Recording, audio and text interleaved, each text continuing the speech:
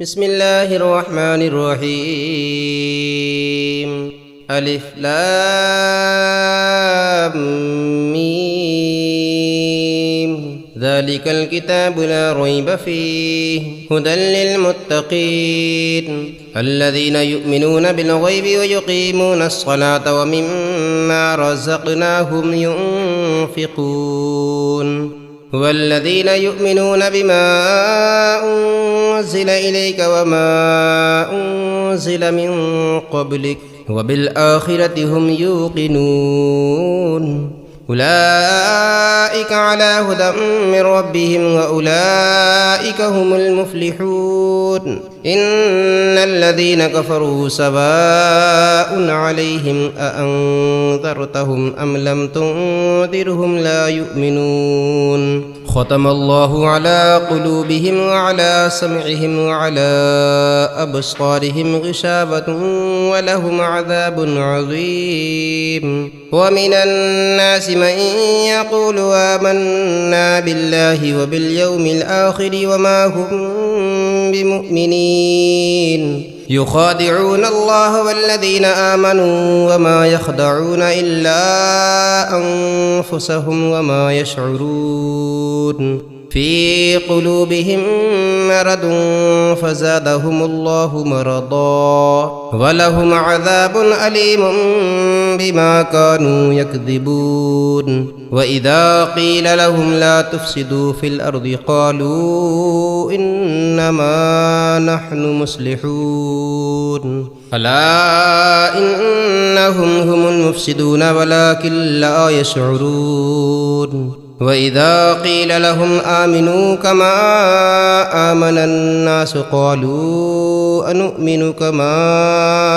آمن السفهاء ألا إنهم هم السفهاء ولكن لا يعلمون وإذا لقوا الذين آمنوا قالوا آمنا وإذا خلوا إلى شياطينهم قالوا إنا معكم إنما نحن مستهزئون الله يستهزئ بهم ويمدهم في طغيانهم يعمهون أولئك الذين اشتروا الضلالة بالهدى فما ربحت تجارتهم وما كانوا مهتدين مثلهم كمثل الذي استوقد نارا فلما أضاءت ما حوله ذهب الله بنورهم وتركهم في ظلمات لا يبصرون صم بكم عمي فهم لا يرجعون أو كصيب من السماء فيه ظلمات ورعد وبرق يجعلون أصابعهم في آذانهم من الصواعق حذر الموت والله محيط بالكافرين يكاد البرق يخطف أبصارهم كلما أضاء لهم مشوا فيه وإذا أظلم عليهم قاموا ولو شاء الله لذهب بسمعهم وأبصارهم إن الله على كل شيء قدير يا أيها الناس اعبدوا ربكم الذي خلقكم والذين من قبلكم لعلكم تتقون الذي جعل لكم الأرض فراشا والسماء بناء وأنزل من السماء ماء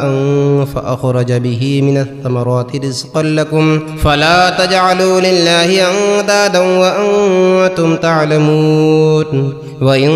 كنتم في ريب مما نزلنا على عبدنا فأتوا بسورة من مثله وادعوا شهداءكم من دون الله إن كنتم صادقين فإن لم تفعلوا ولن تفعلوا فاتقوا النار التي وقودها الناس والحجارة أعدت للكافرين وبشر الذين آمنوا وعملوا الصالحات أن لهم جنات تجري من تحتها الأنهار كلما رزقوا منها من ثمرة رزقا قالوا هذا الذي رزقنا من قبل وأتوا به متشابها ولهم فيها أزواج مطهرة وهم فيها خالدون إن الله لا يستحيي أن يضرب مثلا ما بعودة فما فوقها فأما الذين آمنوا فيعلمون أنه الحق من ربهم وأما الذين كفروا فيقولون ماذا أراد الله بهذا مثلا يضل به كثيرا ويهدي به كثيرا وما يضل به إلا الفاسقين الذين ينقضون عهد الله من بعد ميثاقه ويقطعون ما أمر الله به أن يوصل ويفسدون في الأرض أولئك هم الخاسرون كيف تكفرون بالله وكنتم أمواتا فأحياكم ثم يميتكم ثم يحييكم ثم إليه ترجعون هو الذي خلق لكم ما في الأرض جميعا ثم استوى إلى السماء فسواهن 7 سماوات وهو بكل شيء عليم وإذ قال ربك للملائكة إني جاعل في الأرض خليفة قالوا أتجعل فيها من يفسد فيها ويسفك الدماء ونحن نسبح بحمدك ونقدس لك قال إني أعلم ما لا تعلمون وعلم آدم الأسماء كلها ثم عرضهم على الملائكة فقال أنبئوني بأسماء هؤلاء إن كنتم صادقين قالوا سبحانك لا علم لنا إلا ما علمتنا إنك أنت العليم الحكيم قال يا آدم وأنبئهم بأسمائهم فلما أنبأهم بأسمائهم قال لم أقل لكم إني أعلم غيب السماوات والأرض وأعلم ما تبدون وما كنتم تكتمون وإذ قلنا للملائكة اسجدوا لآدم فاسجدوا إلا إبليس أبى واستكبر وكان من الكافرين وقلنا يا آدم اسكن أنت وزوجك الجنة وكلا منها رغدا حيث شئتما ولا تقربا هذه الشجرة فتكونا من الظالمين فأزلهما الشيطان عنها فأخرجهما مما كانا فيه وقلنا اهبطوا بعضكم لبعض عدو ولكم في الأرض مستقر ومتاع إلى حين فتلقى آدم من ربه كلمات فتاب عليه إنه هو التواب الرحيم قلنا اهبطوا منها جميعا فإما يأتينكم مني هدى فمن تبع هداي فلا خوف عليهم ولا هم يحزنون والذين كفروا وكذبوا بآياتنا أولئك أصحاب النار هم فيها خالدون يا بني إسرائيل اذكروا نعمتي التي أنعمت عليكم وأوفوا بعهدي أوف بعهدكم وإياي فارهبون وآمنوا بما أنزلت مصدقا لما معكم ولا تكونوا أول كافر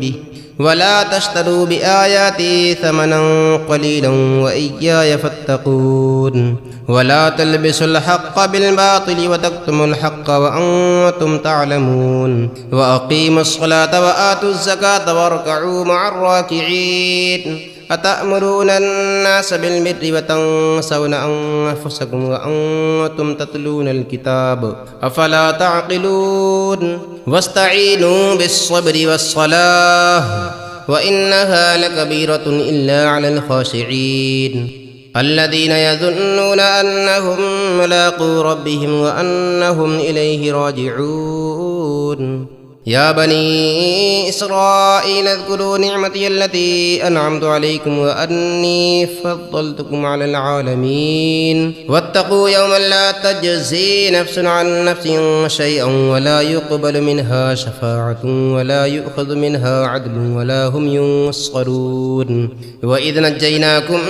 من آل فرعون يسومونكم سوء العذاب يذبحون أبناءكم ويستحيون نساءكم وفي ذلكم بلاء من ربكم عظيم وإذ فرقنا بكم البحر فأنجيناكم وأغرقنا آل فرعون وأنتم تنظرون وإذ واعدنا موسى 40 ليلة ثم اتخذتم العجل من بعده وأنتم ظالمون ثم عفونا عنكم من بعد ذلك لعلكم تشكرون وإذ آتينا موسى الكتاب والفرقان لعلكم تهتدون وإذ قال موسى لقومه يا قوم إنكم ظلمتم أنفسكم باتخاذكم العجل فتوبوا إلى بارئكم فاقتلوا أنفسكم ذلكم خير لكم عند بارئكم فتاب عليكم إنه هو التواب الرحيم وإذ قلتم يا موسى لن نؤمن لك حتى نرى الله جهرة فأخذتكم الصاعقة وأنتم تنظرون ثم بعثناكم من بعد موتكم لعلكم تشكرون وظللنا عليكم الغمام وأنزلنا عليكم المن والسلوى كلوا من طيبات ما رزقناكم وما ظلمونا ولكن كانوا أنفسهم يظلمون وإذ قلنا ادخلوا هذه القرية فكلوا منها حيث شئتم رغدا وادخلوا الباب سجدا وقولوا حطة نغفر لكم خطاياكم وسنزيد المحسنين فبدل الذين ظلموا قولا غير الذي قيل لهم فأنزلنا على الذين ظلموا رجزا من السماء بما كانوا يفسقون وإذ استسقى موسى لقومه فقلنا اضرب بعصاك الحجر فانفجرت منه 12 عينا قد علم كل أناس مشربهم كلوا واشربوا من رزق الله ولا تعثوا في الأرض مفسدين وإذ قلتم يا موسى لن نصبر على طعام واحد فادع لنا ربك يخرج لنا مما تنبت الأرض من بقلها وقثائها وفومها وعدسها وبصلها قال تستبدلون الذي هو أدنى بالذي هو خير اهبطوا مصرا فإن لكم ما سألتم وضربت عليهم الذلة والمسكنة وباءوا بغضب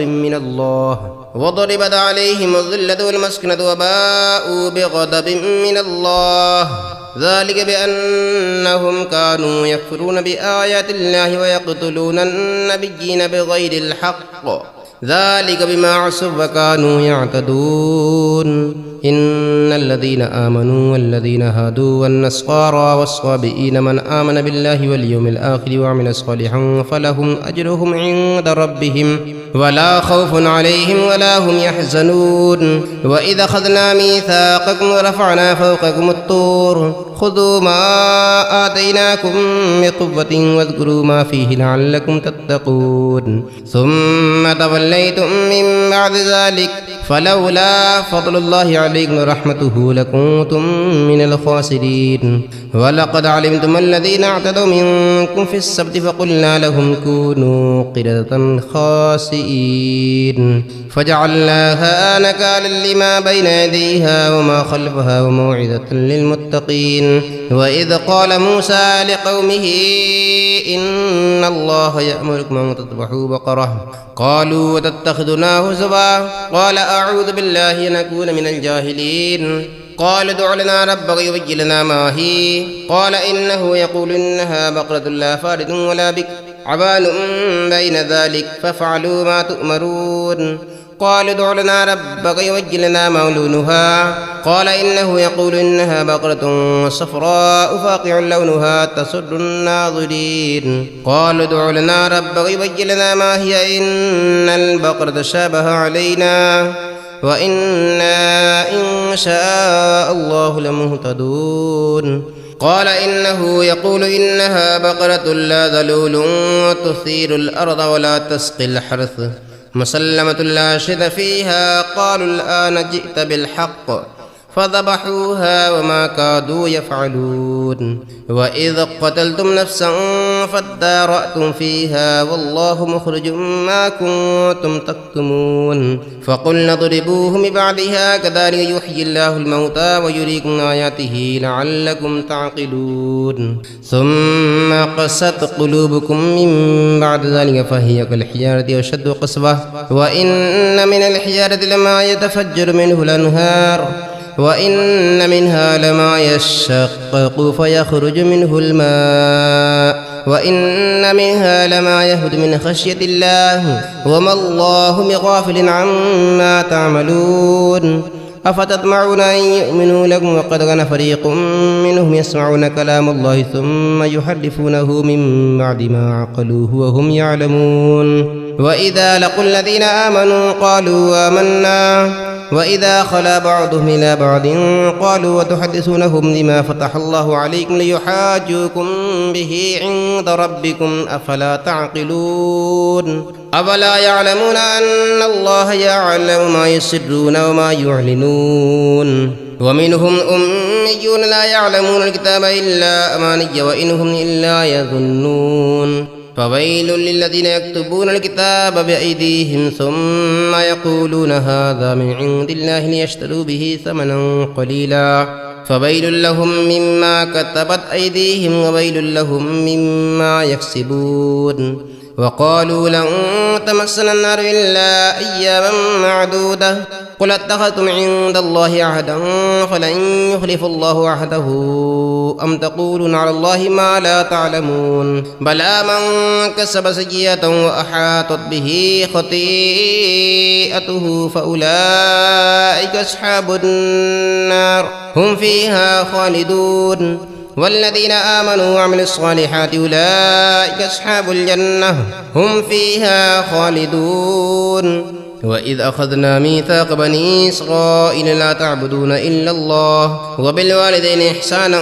وذي القربى واليتامى والمساكين وقولوا للناس حسنا وأقيموا الصلاة وآتوا الزكاة ثم توليتم إلا قليلا منكم وأنتم معرضون وإذا أخذنا ميثاقكم لا تسفكون دماءكم ولا تخرجون أنفسكم من دياركم ثم أقررتم وأنتم تشهدون ثم أنتم هؤلاء تقتلون أنفسكم وتخرجون فريقا منكم من ديارهم تظاهرون عليهم بالإثم والعدوان وإن يأتوكم أسارى تفادوهم وهو محرم عليكم إخراجهم أفتؤمنون ببعض الكتاب وتكفرون ببعض فما جزاء من يفعل ذلك منكم إلا خزي في الحياة الدنيا ويوم القيامة يردون إلى أشد العذاب وما الله بغافل عما تعملون أولئك الذين اشتروا الحياة الدنيا بالآخرة فلا يخفف عنهم العذاب ولا هم ينصرون ولقد آتينا موسى الكتاب وقفينا من بعده بالرسل وآتينا عيسى ابن مريم البينات وأيدناه بروح القدس أفكلما جاءكم رسول بما لا تهوى أنفسكم استكبرتم ففريقا كذبتم وفريقا تقتلون وقالوا قلوبنا غلف بل لعنهم الله بكفرهم فقليلا ما يؤمنون ولما جاءهم كتاب من عند الله مصدق لما معهم وكانوا من قبل يستفتحون على الذين كفروا فلما جاءهم ما عرفوا كفروا به فلعنة الله على الكافرين بئس ما اشتروا به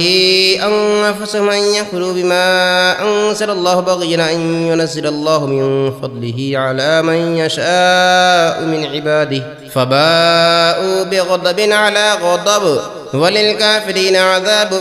مهين وإذا قيل لهم آمنوا بما أنزل الله قالوا نؤمن بما أنزل علينا ويكفرون بما وراءه وهو الحق مصدقا لما معهم قل فلم تقتلون أنبياء الله من قبل إن كنتم مؤمنين ولقد جاءكم موسى بالبينات ثم اتخذتم العجل من بعده وأنتم ظالمون وإذا أخذنا ميثاقكم ورفعنا فوقكم الطور خذوا ما آتيناكم بقوة واسمعوا قالوا سمعنا وعصينا وأشربوا في قلوبهم العجل بكفرهم قل بئس ما يأمركم به إيمانكم إن كنتم مؤمنين قل إن كانت لكم الدار الآخرة عند الله خالصة من دون الناس فتمنوا الموت إن كنتم صادقين ولن يتمنوه أبدا بما قدمت أيديهم والله عليم بالظالمين ولتجدنهم أحرص الناس على حياة ومن الذين أشركوا يود أحدهم لو يعمر 1000 سنة وما هو بمزحزحه من العذاب أن يعمر والله بصير بما يعملون قل من كان عدوا لجبريل فإنه نزله على قلبك بإذن الله مصدقا لما بين يديه وهدى وبشرى للمؤمنين من كان عدوا لله وملائكته ورسله وجبريل وميكال فإن الله عدو للكافرين ولقد أنزلنا إليك آيات بينات وما يكفر بها إلا الفاسقون أفكلما عاهدوا عهدا نبذه فريق منهم بل أكثرهم لا يؤمنون ولما جاءهم رسول من عند الله مصدق لما معهم نبذ فريق من الذين أوتوا الكتاب كتاب الله وراء ظهورهم كأنهم لا يعلمون واتبعوا ما تتلو الشياطين على ملك سليمان وما كفر سليمان ولكن الشياطين كفروا يعلمون الناس وما أنزل على الملكين ببابل هاروت وماروت وما يعلمان من أحد حتى يقولا إنما نحن فتنة فلا تكفر فيتعلمون منهما ما يفرقون به بين المرء وزوجه وما هم بضارين به من أحد إلا بإذن الله ويتعلمون ما يضرهم ولا ينفعهم ولقد علموا لمن اشتراه ما له في الآخرة من خلاق ولبئس ما شروا به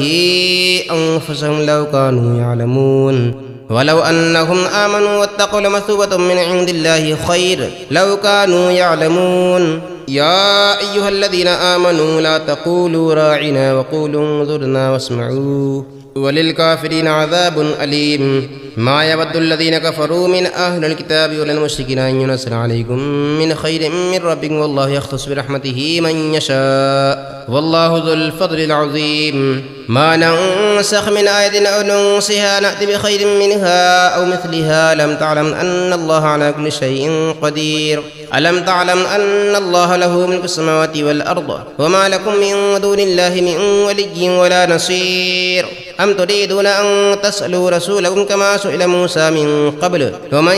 يتبدل الكفر بالإيمان فقد ضل سواء السبيل ود كثير من أهل الكتاب لا يردونكم من بعد إيمانكم كفارا حسدا من عند أنفسهم من بعد ما تبين لهم الحق فاعفوا واصفحوا حتى يأتي الله بأمره إن الله على كل شيء قدير وأقيموا الصلاة وآتوا الزكاة وما تقدموا لأنفسكم من خير وتجدوه عند الله إن الله بما تعملون بصير وقالوا لن يدخل الجنة إلا من كان هودا أو نصارى تلك أمانيهم قل هاتوا برهانكم إن كنتم صادقين بلى من أسلم وجهه لله وهو محسن فله أجره عند ربه ولا خوف عليهم ولا هم يحزنون وقالت اليهود ليست النصارى على شيء وقالت النصارى ليست اليهود على شيء وهم يتلون الكتاب كذلك قال الذين لا يعلمون مثل قولهم فالله يحكم بينهم يوم القيامة فيما كانوا فيه يختلفون ومن أظلم ممن منع مساجد الله أن يذكر فيها اسمه وسعى في خرابها ومن أظلم ممن منع مساجد الله أن يذكر فيها اسمه وسعى في خرابها أولئك ما كان لهم أن يدخلوها إلا خائفين لهم في الدنيا الدنيا خزي ولهم في الآخرة عذاب عظيم ولله المشرق والمغرب فأينما تولوا فثم وجه الله إن الله واسع عليم وقالوا اتخذ الله ولدا سبحانه بل له ما في السماوات والأرض وإذا قضى أمرا فإنما يقول له كن فيكون وقال الذين لا يعلمون لولا يكلمنا الله تأتينا آية كذلك قال الذين من قبلهم مثل قولهم تشابهت قلوبهم قد بينا الآيات لقوم يوقنون إنا رسلناك بالحق بشيرا ونذيرا ولا تسأل عن أصحاب الجحيم ولن ترضى عنك اليهود ولا النصارى حتى تتبع ملتهم قل إن هدى الله هو الهدى ولئن اتبعت أهواءهم بعد الذي جاءك من العلم ما لك من الله من ولي ولا نصير الذين آتيناهم الكتاب يتلونه حق تلاوته أولئك يؤمنون به ومن يكفر به فأولئك هم الخاسرون يا بني إسرائيل اذكروا نعمتي التي أنعمت عليكم وأني فضلتكم على العالمين واتقوا يوما لا تجزي نفس عن نفس شيئا ولا يقبل منها عدل ولا تنفعها شفاعة ولا هم ينصرون وإذ ابتلى إبراهيم ربه بكلمات فأتمهن قال إني جاعلك للناس إماما قال ومن ذريتي قال لا ينال عهد الظالمين وإذا جعلنا البيت مثابة للناس وأمنا واتخذوا من مقام إبراهيم مصلى وعهدنا إلى إبراهيم وإسماعيل أن طهرا بيت للطائفين والعاكفين والركع السجود وإذ قال إبراهيم رب اجعل هذا بلدا آمنا وارزق أهله من الثمرات من آمن منهم بالله واليوم الآخر قال ومن كفر فأمتعه قليلا ثم أضطره إلى عذاب النار وبئس المصير وإذ يرفع إبراهيم القواعد من البيت وإسماعيل ربنا تقبل منا إنك أنت السميع العليم ربنا واجعلنا مسلمين لك ومن ذريتنا أمة مسلمة لك وأرنا مناسكنا وتب علينا إنك أنت التواب الرحيم ربنا وابعث فيهم رسولا منهم يتلو عليهم آياتك ويعلمهم الكتاب والحكمة ويزكيهم إنك أنت العزيز الحكيم ومن يرغب عن ملة إبراهيم إلا من سفه نفسه ولقد اصطفيناه في الدنيا وإنه في الآخرة لمن الصالحين إذ قال له ربه أسلم قال أسلمت لرب العالمين ووصى بها إبراهيم بنيه ويعقوب يا بني إن الله اصطفى لكم الدين فلا تموتن إلا وأنتم مسلمون أم كنتم شهداء إذ حضر يعقوب الموت إذ قال لبنيه ما تعبدون من بعدي قالوا نعبد إلهك وإله آبائك إبراهيم وإسماعيل وإسحاق إله واحدا ونحن له مسلمون تلك أمة قد خلت لها ما كسبت ولكم ما كسبتم ولا تسألون عما كانوا يعملون وقالوا كونوا هودا أو نصارى تهتدوا قل بل ملة إبراهيم حنيفا وما كان من المشركين قولوا آمنا بالله وما أنزل إلينا وما أنزل إلى إبراهيم وإسماعيل وإسحاق ويعقوب والأسباط وما أوتي موسى وعيسى وما أوتي النبيون من ربهم لا نفرق بين أحد منهم ونحن له مسلمون فإن آمنوا بمثل ما آمنتم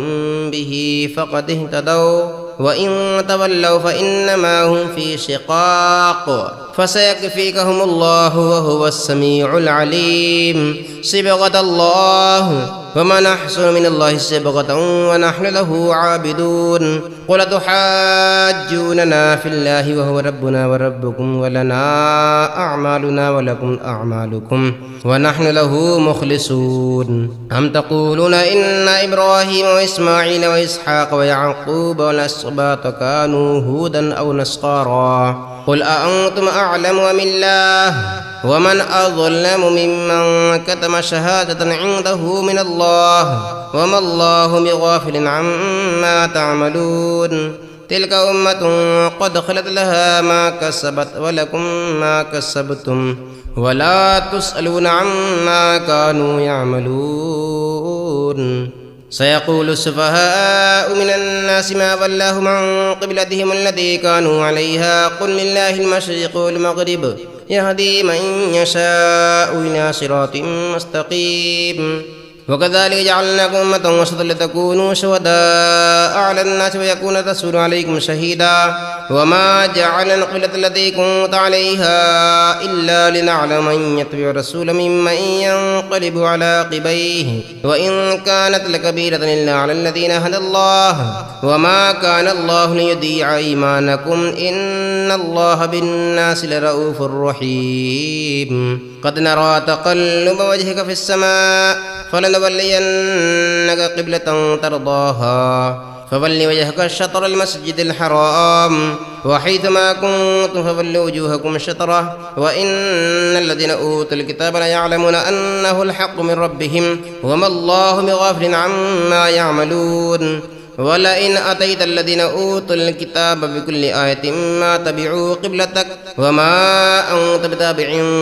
قبلتهم وما بعضهم بتابع قبلة بعض ولئن اتبعت هواءهم من بعد ما جاءك من العلم إنك إذا لمن الظالمين الذين آتيناهم الكتاب يعرفونه كما يعرفون أبناءهم وإن فريقا منهم ليكتمون الحق وهم يعلمون الحق من ربك فلا تكونن من الممترين ولكل وجهة هو موليها فاستبقوا الخيرات أينما تكونوا يأت بكم الله جميعا إن الله على كل شيء قدير ومن حيث خرجت فول وجهك شطر المسجد الحرام وإنه للحق من ربك وما الله بغافل عما تعملون ومن حيث خرجت فول وجهك شطر المسجد الحرام وحيثما كنتم فولوا وجوهكم شطره لئلا يكون للناس عليكم حجة إلا الذين ظلموا منهم فلا تخشوهم واخشوني وليتم نعمتي عليكم ولعلكم تهتدون كما أرسلنا فيكم رسولا منكم يتلو عليكم آياتنا ويزكيكم ويعلمكم الكتاب والحكمة ويعلمكم ما لم تكونوا تعلمون فاذكروني أذكركم واشكروا لي ولا تكفرون يا أيها الذين آمنوا استعينوا بالصبر والصلاة إن الله مع الصابرين ولا تقولوا لمن يقتل في سبيل الله أموات بل أحياء ولكن لا تشعرون ولنبلونكم بشيء من الخوف والجوع ونقص من الأموال والأنفس والثمرات وبشر الصابرين الذين إذا أصابتهم مصيبة قالوا إنا لله وإنا إليه راجعون أولئك عليهم صلوات من ربهم ورحمة وأولئك هم المهتدون إن الصفا والمروة من شعائر الله فمن حج البيت واعتمر فلا جناح عليه أن يطوف بهما ومن تطوع خيرا فإن الله شاكر عليم إن الذين يكتمون ما أنزلنا من البينات والهدى من بعد ما بيناه للناس في الكتاب أولئك يلعنهم الله ويلعنهم اللاعنون إلا الذين تابوا وأصلحوا وبينوا فأولئك توب عليهم وأنا التواب الرحيم إن الذين كفروا وماتوا وهم كفار أولئك عليهم لعنة الله والملائكة والناس أجمعين خالدين فيها لا يخفف عنهم العذاب ولا هم ينظرون وإلهكم إله واحد لا إله إلا هو الرحمن الرحيم إن في خلق السماوات والأرض واختلاف الليل والنهار والفلك التي تجري في البحر بما ينفع الناس وما أنزل الله من السماء من ماء فأحيا به الأرض بعد موتها وبث فيها من كل دابة وتصريف الرياح والسحاب المسخر بين السماء والأرض لآيات لقوم يعقلون ومن الناس من يتخذ من دون الله أندادا يحبونهم كحب الله والذين آمنوا أشد حبا لله ولو يرى الذين ظلموا إذ يرون العذاب أن القوة لله جميعا وأن الله شديد العذاب إذ تبرأ الذين اتبعوا من الذين اتبعوا ورأوا العذاب وتقطعت بهم الأسباب وقال الذين اتبعوا لو أن لنا كرة فنتبرأ منهم كما تبرأوا منا كذلك يريهم الله أعمالهم حسرات عليهم وما هم بخارجين من النار يا أيها الناس كلوا مما في الأرض حلالا طيبا ولا تتبعوا خطوات الشيطان إنه لكم عدو مبين إنما يأمركم بالسوء والفحشاء وأن تقولوا على الله ما لا تعلمون وإذا قيل لهم اتبعوا ما أنزل الله قالوا بل نتبع ألف عليه آباءنا أولو كان آباؤهم لا يعقلون شيئا ولا يهتدون ومثل الذين كفروا كمثل الذي ينعق بما لا يسمع إلا دعاء ونداء صم بكم عمي فهم لا يعقلون يا أيها الذين آمنوا كلوا من طيبات ما رزقناكم واشكروا لله إن كنتم إياه تعبدون إنما حرم عليكم الميتة والدم ولحم الخنزير وما أهل به لغير الله فمن اضطر غير باغ ولا عاد فلا إثم عليه إن الله غفور رحيم إن الذين يكتمون ما أنزل الله من الكتاب ويشترون به ثمنا قليلا أولئك ما يأكلون في بطونهم إلا النار ولا يكلمهم الله ليوم القيامة ولا يزكيهم ولهم عذاب أليم أولئك الذين اشتروا الضلالة بالهدى والعذاب بالمغفرة فما أصبرهم على النار ذلك بأن الله نزل الكتاب بالحق وإن الذين اختلفوا في الكتاب لفي شقاق بعيد ليس البر أن تولوا وجوهكم قبل المشرق والمغرب ولكن البر من آمن بالله واليوم الآخر والملائكة والكتاب والنبيين وآتى المال على حبه ذوي القربى واليتامى والمساكين وابن السبيل والسائلين وفي الرقاب وأقام الصلاة وآتى الزكاة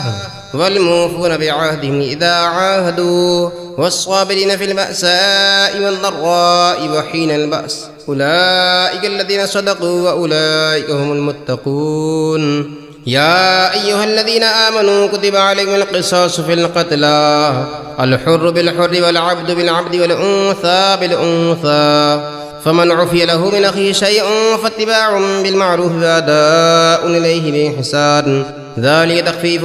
من ربكم ورحمة فمن اعتدى بعد ذلك فله عذاب أليم ولكم في القصاص حياة يا أولي الألباب لعلكم تتقون كتب عليكم إذا حضر أحدكم الموت إن ترك خيرا الوصية للوالدين والأقربين بالمعروف حقا على المتقين فمن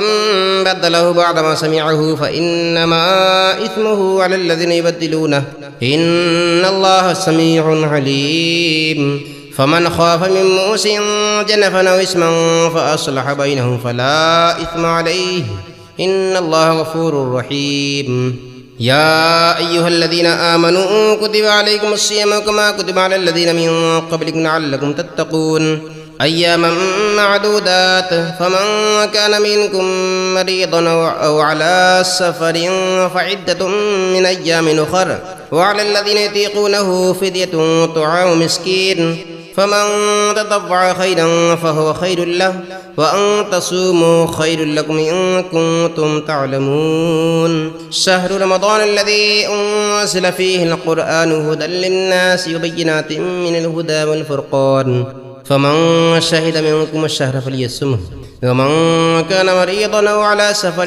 فعدة من أيام أخر يريد الله بكم اليسر ولا يريد بكم العسر ولتكملوا العدة ولتكبروا الله على ما هداكم ولعلكم تشكرون وإذا سألك عبادي عني فإني قريب أجيب دعوة الداعي إذا دعاني فليستجيبوا لي وليؤمنوا بي لعلهم يرشدون أحل لكم ليلة الصيام الرفث إلى نسائكم هن لباس لكم وأنتم لباس لهن علم الله أنكم كنتم تختارون أنفسكم فتاب عليكم وعفى عنكم فالآن باشروهن وابتغوا ما كتب الله لكم وكلوا واشربوا حتى يتبين لكم الخيط الأبيض من الخيط الأسود من الفجر ثم أتموا الصيام إلى الليل ولا تباشروهن وأنتم عاكفون في المساجد تلك حدود الله فلا تقربوها كذلك يبين الله آياته للناس لعلهم يتقون ولا تأكلوا أموالكم بينكم بالباطل وتدلوا بها إلى الحكام لتأكلوا فريقا من أموال الناس بالإثم وأنتم تعلمون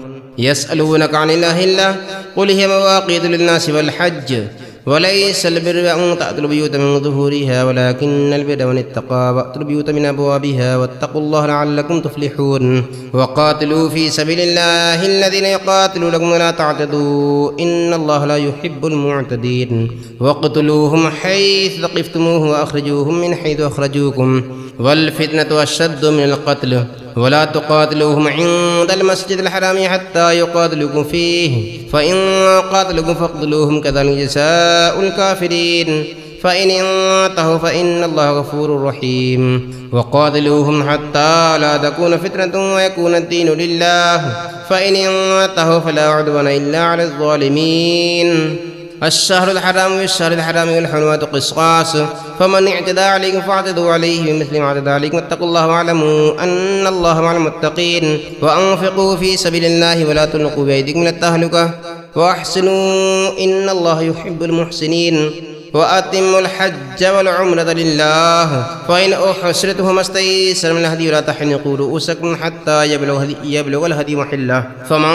كان منكم مريضا أو على سفر أو به أذى من رأسه ففدية من صيام أو صدقة أو نسك فإذا أمنتم فمن تمتع بالعمرة للحج فما استيسر من الهدي فمن لم يجد فصيام 3 أيام في الحج و7 إذا رجعتم تلك 10 كاملة ذلك لمن لم يكن أهله حاضر المسجد الحرام واتقوا الله واعلموا أن الله شديد العقاب الحج أشهر معلومات فمن فرض فيهن الحج فلا رفث ولا فسوق ولا جدال في الحج وما تفعلوا من خير يعلمه الله الحج أشهر معلومات فمن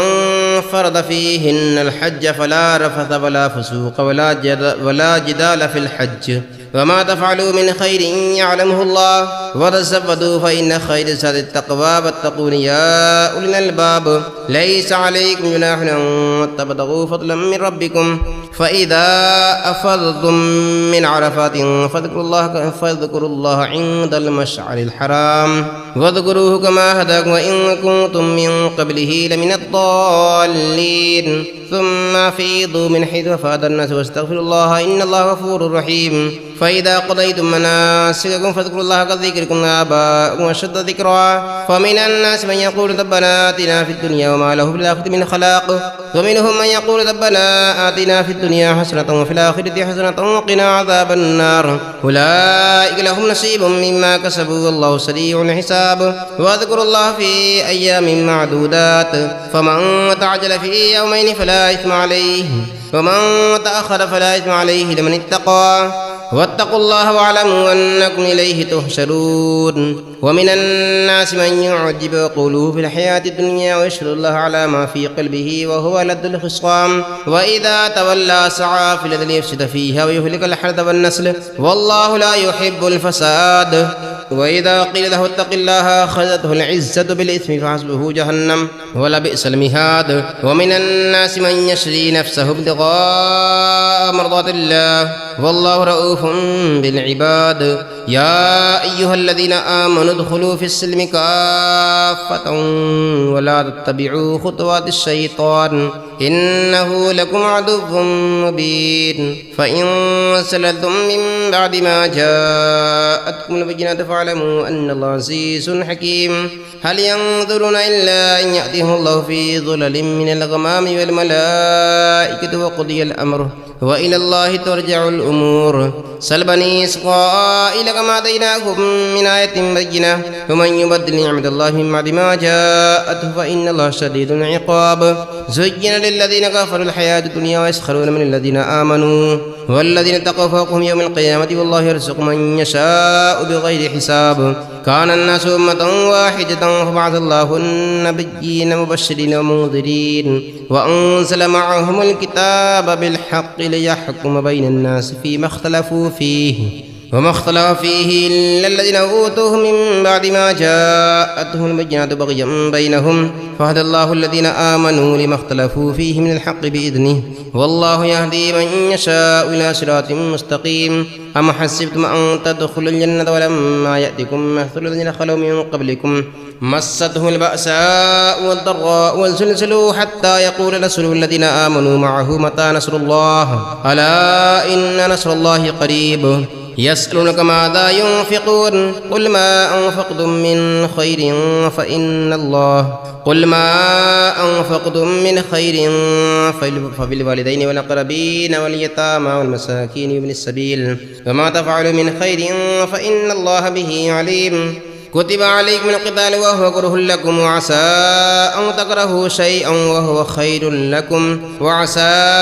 أن تحبوا شيئا وهو شر لكم والله يعلم وأنتم لا تعلمون يسألونك عن الشهر الحرام قتال فيه قل قتال فيه كبير والصد عن سبيل الله وكفر به والمسجد الحرام وإخراج أهله منه أكبر عند الله والفتنة أكبر من القتل ولا يزالون يقاتلونكم حتى يردوكم عن دينكم إن استطاعوا ومن يرتد منكم عن دينه فيمت وهو كافر فأولئك حبطت أعمالهم في الدنيا والآخرة وأولئك أصحاب النار هم فيها خالدون إن الذين آمنوا والذين هاجروا وجاهدوا في سبيل الله أولئك يرجون رحمة الله والله غفور رحيم يسألونك عن الخمر والميسر قل فيهما إثم كبير ومنافع للناس وإثمهما أكبر من نفعهما ويسألونك ماذا ينفقون قل العفو وكذلك يبين الله لكم الآيات لعلكم تتفكرون في الدنيا والآخرة ويسألونك عن اليتامى قل إصلاح لهم خير وإن تخالدوهم فإخوانكم والله يعلم المفسد من المصلح ولو شاء الله لأعنتكم إن الله عزيز حكيم ولا تنكحوا المشركات حتى يؤمن ولا أمة مؤمنة خير من مشركة ولو أعجبتكم ولا تنكحوا المشركين حتى يؤمنوا ولا عبد مؤمن خير من مشرك ولو أعجبكم أولئك يدعون إلى النار والله يدعو إلى الجنة والمغفرة بإذنه ويبين آياته للناس لعلهم يتذكرون ويسألونك عن المحيض قل هو أذى فاعتزلوا النساء في المحيض ولا تقربوهن حتى يطهرن فإذا تطهرن فأتوهن من حيث أمركم الله إن الله يحب التوابين ويحب المتطهرين نساؤكم حرث لكم فأتوا حرثكم أن شئتم وقدموا لأنفسكم واتقوا الله واعلموا أنكم ملاقوه وبشر المؤمنين ولا تجعلوا الله عرضة لأيمانكم أن تبروا وتتقوا وتصلحوا بين الناس والله سميع عليم لا يؤاخذكم الله باللغو في أيمانكم ولكن يؤاخذكم بما كسبت قلوبكم والله غفور حليم للذين يؤلون من نسائهم تربص 4 أشهر فإن فاءوا فإن الله غفور رحيم وإن عزموا الطلاق فإن الله سميع عليم والمطلقات يتربصن بأنفسهن 3 قروء ولا يحل لهن أن يكتمن ما خلق الله في أرحامهن إن كن يؤمن بالله واليوم الآخر وبعولتهن أحق بردهن في ذلك إن أرادوا إصلاحا ولهن مثل الذي عليهن بالمعروف وللرجال عليهن درجة والله عزيز حكيم الطلاق 2 فإمساكم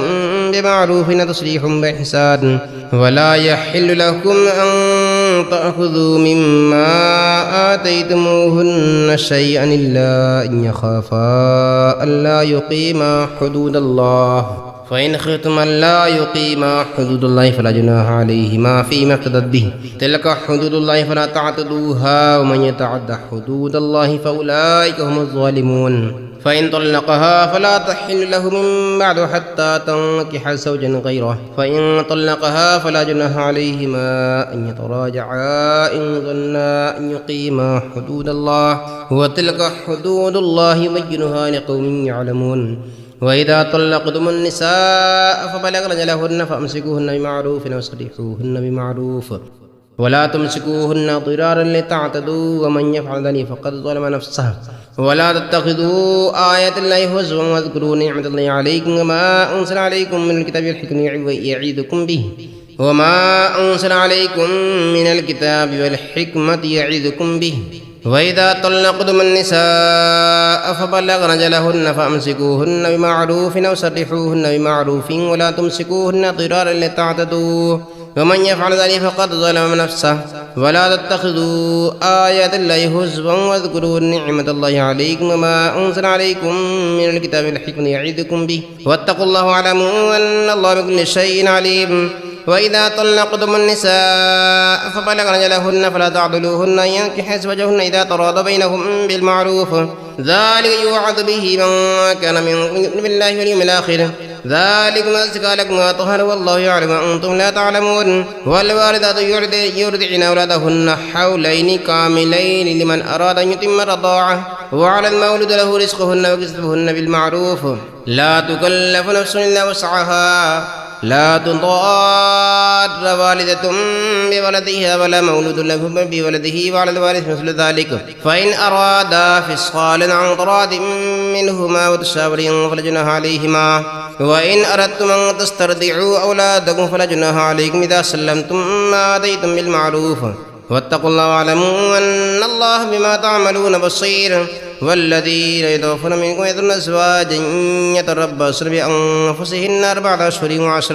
فإذا بلغن أجلهن فلا جناح عليكم فيما فعلن في أنفسهن بالمعروف والله بما تعملون خبير ولا جناح عليكم فيما عرضتم به من خطبة النساء وكنتم في أنفسكم علم الله أنكم ستذكرونهن ولكن لا تواعدوهن سرا إلا أن تقولوا قولا معروفا ولا تعزموا عقدة النكاح حتى يبلغ الكتاب وجله واعلموا أن الله يعلم ما في أنفسكم فاحذروه واعلموا أن الله غفور حليم لا جناح عليكم إن طلقتم النساء ما لم تمسوهن وتفرضوا لهن فريضة فمتعوهن على الموسع قدره وعلى المقتدر قدره متاعا بالمعروف حقا على المحسنين وإن طلقتموهن من قبل أن تمسوهن وقد فرضتم لهن فريضة فنصف ما فرضتم إلا أن يعفون أو يعفو الذي بيده عقدة النكاح وأن تعفوا أقرب للتقوى واتقوا الله أقرب للتقوى ولا تنسوا الفضل بينكم إن الله بما تعملون بصير حافظوا على الصلوات والصلاة الوسطى وقوموا لله قانتين فإن خفتم فرجالا أو ركبانا فإذا أمنتم فاذكروا الله كما علمكم ما لم تكونوا تعلمون والذين يتوفون منكم يذرون أزواجا وصية لأزواجهم متاعا إلى الحول غير إخراج فإن خرجنا فلا جناح عليكم فيما فعلن في أنفسهن من معروف والله عزيز حكيم وللمطلقات متاع بالمعروف حقا على المتقين كذلك يبين الله لكم آياته لعلكم تعقلون ألم تر الذين خرجوا من ديارهم وهم ألوف حذر الموت فقال لهم الله موتوا ثم أحياهم إن الله لذو فضل على الناس ولكن أكثر الناس لا يشكرون وقاتلوا في سبيل الله واعلموا أن الله سميع عليم من ذا الذي يقرض الله قرضا حسنا فيضاعفه له أضعافا كثيرة والله يقبض ويبسط إليه ترجعون ألم تر إلى الملأ من بني إسرائيل من بعد موسى إذ قالوا لنبي الله مبعث لنا ملكا نقاتل في سبيل الله قال هل عسيتم إن كتب عليكم القتال ألا تقاتلوا قالوا وما لنا ألا نقاتل في سبيل الله وقد أخرجنا من ديارنا وأبنائنا فلما كتب عليهم القتال تولوا إلا قليلا منهم والله عليم بالظالمين وقال لهم نبيهم إن الله قد بعث لكم طالوت ملكا ملكا قالوا أنى يكون له الملك علينا ونحن أحق بالملك منه لم يؤت سعة من المال قال إن الله اصطفاه عليكم وزاده بسطة في العلم والجسم والله يؤتي ملكه من يشاء والله واسع عليم وقال له نبيهم إن آية ملكه أن يأتيكم التابوت فيه سكينة من ربكم وبقية مما ترك آل موسى وآل هارون تحمله الملائكة إن في ذلك لآية لكم إن كنتم مؤمنين فلما فصل طالت بالجنود قال إن الله مبتليكم بنهر فمن شرب منه فليس مني ومن لم يطعمه فإنه مني إلا من اقترف غرفة بيده فشربوا منه إلا قليلا منهم فلما جاوزه هو الذين آمنوا معه قالوا لا طاقة لنا اليوم بجالوت وجنوده قال الذين يظنون أنهم ملاقوا الله كم من فئة قليلة غلبت فئة كثيرة بإذن الله والله مع الصابرين ولما برزوا لجالوت وجنوده قالوا ربنا افرغ علينا الصبر وثبت أقدامنا وانصرنا على القوم الكافرين فهزموهم بإذن الله وقتل داود جالوت وآتاه الله الملك والحكمة وعلمه مما يشاء ولولا دفع الله الناس بعضهم ببعض لفسدت ولكن الله ذو فضل على العالمين تلك آيات الله نتلوها عليك بالحق وإنك لمن المرسلين تلك الرسل فضلنا بعضهم على بعض منهم من كلم الله ورفع بعضهم درجات وآتينا عيسى بن مريم البينات وأيدنا بروح القدس ولو شاء الله ما اقتتل الذين من بعدهم من بعد ما جاءتهم البينات ولكن اختلفوا فمنهم من آمن ومنهم من كفر ولو شاء الله ما اقتتلوا ولكن الله يفعل ما يريد يا أيها الذين آمنوا أنفقوا مما رزقناكم من قبل أن يأتي يوم لا بيع فيه ولا خلة ولا شفاعة والكافرون هم الظالمون الله لا إله إلا هو الحي القيوم لا تأخذه سنة ولا نوم له ما في السماوات وما في الأرض من ذا الذي يشفع عنده إلا بإذنه يعلم ما بين أيديهم وما خلفهم ولا يحيطون بشيء من علمه إلا بما شاء وسع كرسيه السماوات والأرض ولا يؤوده حفظهما وهو العلي العظيم لا إكراه في الدين قد تبين الرشد من الغي من يكفر بالطاغوت ويؤمن بالله فقد استمسك بالعروة الوثقى لا انفصام لها والله سميع عليم الله ولي الذين آمنوا يخرجهم من الظلمات إلى النور والذين كفروا أولياءهم الطاغوت يخرجونهم من النور إلى الظلمات أولئك أصحاب النار هم فيها خالدون ألم تر إلى الذي حاج إبراهيم في ربه أن آتاه الله الملك إذ قال إبراهيم ربي الذي يحيي ويميت قال أنا أحيي وأميت قال إبراهيم فإن الله يأتي بالشمس من المشرق فأت بها من المغرب فبهت الذي كفر والله لا يهدي القوم الظالمين أو كالذي مر على قرية وهي خافضة على عروشها قال أنى يحيي هذه الله بعد موتها فأماته الله 100 عام ثم بعثه قال كم لبثت قال لبثت يوما أو بعض يوم قال بل لبثت 100 عام فانظر إلى طعامك وشرابك لم يتسنه وانظر إلى حمارك ولنجعلك آية للناس وانظر إلى العظام كيف ننشزها ثم نكسوها لحما فلما تبين له قال أعلم أن الله على كل شيء قدير وإذ قال إبراهيم ربي أرني كيف تحيي الموتى قال فلم تؤمن قال بلى ولكن ليطمئن قلبي قال فخذ 4 من الطير فاسرهن إليك ثم جعل على كل جبل منهن جزءا ثم ادعوهن يأتينك سعيا واعلم أن الله عزيز حكيم مثل الذين ينفقون أموالهم في سبيل الله كمثل حبة أنبتت 7 سنابل في كل سنبلة 100 حبة والله يضاعف لمن يشاء والله واسع عليم الذين ينفقون أموالهم في سبيل الله ثم لا يتبعون ما أنفقوا منا ولا أذى لهم أجرهم عند ربهم ولا خوف عليهم ولا هم يحزنون قول معروف ومغفرة خير من صدقة يتبعها أذى والله غني حليم يا أيها الذين آمنوا لا تبطلوا صدقاتكم بالمن والأذى الذي ينفق ماله رياء الناس لا يؤمن بالله واليوم الآخر فمثله كمثل صفوان عليه تراب فأصابه وابل فتركه صلى لا يقدرون على شيء مما كسبوا والله لا يهدي القوم الكافرين ومثل الذين ينفقون أموالهم ابتغاء مرضات الله وتثبيتا من أنفسهم كمثل جنة بربوة أصحابها وابل فأتت كلها ضعفين فإن لم يصبها وابل فطل والله بما تعملون بصير أيود أحدكم أن تكون جنة من نخيل وأعناب تجري من تحتها الأنهار له فيها من كل الثمرات وأصابه الكبر وله ذرية ضعفاء فأصابها إعصار فيه نار فاحترقت كذلك يبين الله لكم الآيات لعلكم تتفكرون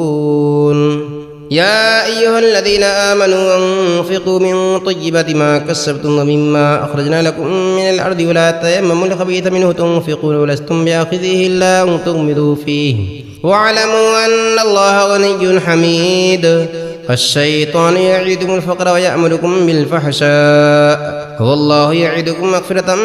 منه وفضلا والله واسع عليم يؤتي الحكمة من يشاء ومن يؤت الحكمة فقد أوتي خيرا كثيرا وما يذكر إلا أولي الألباب وما أنفقتم من نفقة أو نذرتم من نذر فإن الله يعلمه وما للظالمين من أنصار إن تبدوا الصدقات فنعما هي وإن تخفوها وتؤتوها الفقراء فهو خير لكم ويكفر عنكم من سيئاتكم والله بما تعملون خبير ليس عليك هداه لكن الله يهدي من يشاء وما تنفقوا من خير فلأنفسكم وما تنفقون إلا ابتغاء وجه الله وما تنفقوا من خير يوفى إليكم وأنتم لا تظلمون للفقراء الذين أحسنوا في سبيل الله لا يستطيعون ضربا في الذي يحسبهم الجاهل أغنياء من التعفف تعرفهم بسيماهم لا يسألون الناس إلحافا وما تنفقوا من خير فإن الله به عليم الذين ينفقون أموالهم بالليل والنهار سرا وعلانية فلهم أجرهم عند ربهم ولا خوف عليهم ولا هم يحزنون الذين يأكلون الربا لا يقومون إلا كما يقوم الذي يتخبطه الشيطان من المس ذلك بأنهم قالوا إنما البيع مثل الربا وأحل الله البيع وحرم الربا فمن جاءه موعظة من ربه فانتهى فله ما سلف وأمره إلى الله ومن عاد فأولئك أصحاب النار هم فيها خالدون يمحق الله الربا ويربي الصدقات والله لا يحب كل كفار أثيم إن الذين آمنوا وعملوا الصالحات وأقاموا الصلاة وآتوا الزكاة لهم أجرهم عند ربهم ولا خوف عليهم ولا هم يحزنون يا أيها الذين آمنوا اتقوا الله وذروا ما بقي من الربا إن كنتم مؤمنين فإن لم تفعلوا فأذنوا بحرب من الله ورسوله وإن تبتم فلكم رؤوس أموالكم لا تظلمون ولا تظلمون وإن كان ذو عسرة فنظرة إلى ميسرة وأن تصدقوا خير لكم إن كنتم تعلمون واتقوا يوما ترجعون فيه إلى الله ثم توفى كل نفس ما كسبت وهم لا يظلمون يا أيها الذين آمنوا إذا تداينتم بدين إلى أجل مسمى فاكتبوه وليكتب بينكم كاتب بالعدل ولا يأبى كاتب أن يكتب كما علمه الله فليكتب وليملل الذي عليه الحق ليتق الله ربه ولا يبخس منه شيئا فإن كان الذي عليه الحق سفيها أو ضعيفا أو لا يستطيع أن يمل له فليملل وليه بالعدل واستشهدوا شهيدين من رجالكم فإن لم يكونا رجلين فرجل وامرأة ممن ترضون من الشهداء أن تضل إحداهما فتذكر إحداهما الأخرى ولا يأبى الشهداء إذا ما دعوا ولا تسأموا أن تكتبوه صغيرا أو كبيرا إلى أجله ذلكم قصة عند الله وأقوم للشهادة وأدنى ألا ترتابوا إلا أن تكون تجارة حاضرة تديرونها بينهم فليس عليكم جناح ألا تكتبوها وأشهدوا إذا تبايعتم ولا يضار كاتب ولا شهيد وإن تفعلوا فإنه فسوق بكم واتقوا الله ويعلمكم الله والله بكل شيء عليم وإن كنتم على سفر ولم تجدوا كاتبا فرهان مقبوضة فإن أمن بعضكم بعضا فليؤد الذي اؤتمن أمانته وليتق الله ربه ولا تكتموا الشهادة ومن يكتمها فإنه آثم قلبه والله بما تعملون عليم لله ما في السماوات وما في الأرض وإن تبدوا ما في أنفسكم أو تخفوه يحاسبكم به الله فيغفر لمن يشاء ويعذب من يشاء والله على كل شيء قدير آمن الرسول بما أنزل إليه من ربه والمؤمنون كل آمن بالله وملائكته وكتبه ورسله لا نفرق بين أحد من رسله وقالوا سمعنا وأطعنا غفرانك ربنا وإليك المصير لا يكلف الله نفسا إلا وسعها لها ما كسبت وعليها ما اكتسبت ربنا لا تؤاخذنا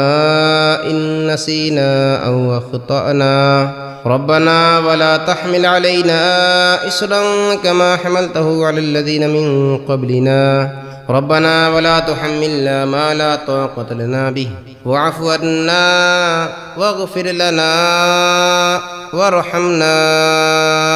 أنت مولانا فانصرنا على القوم الكافرين